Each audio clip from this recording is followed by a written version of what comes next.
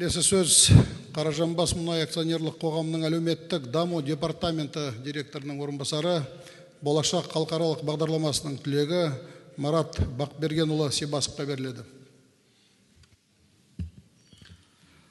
Аса құрметті Қасым-Жомарт Кемелұлы, майлы қиян Маңғыстауға қош келдіңіз. Конституциямызға сәйкес ел тізгінін қолға алған тарихи сәтіңіз ел үшін құтты болсын.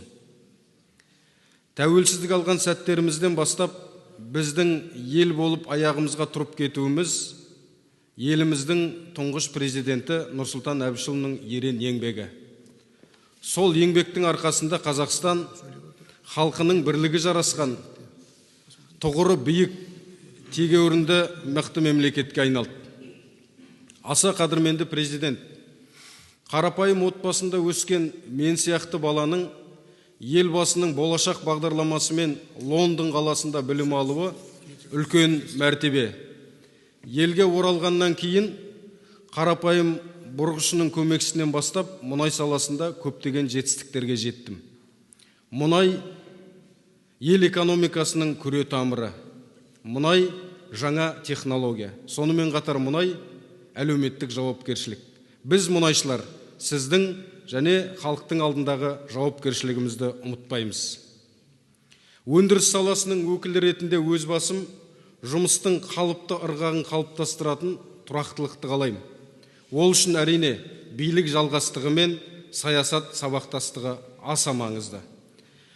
Әлемдік қауымдастық санасатын ел болу үшін мемлекеттің саясаты тұрақты болуы керек. Әрине халыққа да ертеңгі күнге деген сенім қажет. Сол себепті президент сайлауын өткізу дәл қазіргі күні қажеттіліктен туындап отырған дұрыс шешім. Ең бірінші кезекте бұның астарында ұлттық мүдде тұр. Сол себептен біз сіздің үндеуіңізді қолдаймыз. Президент мырза, киелі Маңғыстау жеріне сапарыңыз құтты да берекелі болсын. Мұнайшылардың атынан ел үшін атқарар ерен еңбектеріңізге сәттіліктер мен толағай табыстар тілей отырып, сіздің игі бастамаларыңызды әрдайым қолдайтынымызды білдіреміз. Біз сізбен біргеміз. Бүгінгі Бекет бабамыздың басына жасайтын сапарыңыз, зияратыңыз қабыл болсын. Алла жар болып, Бекет бабамыз қолдап жүрсін. Рахмет.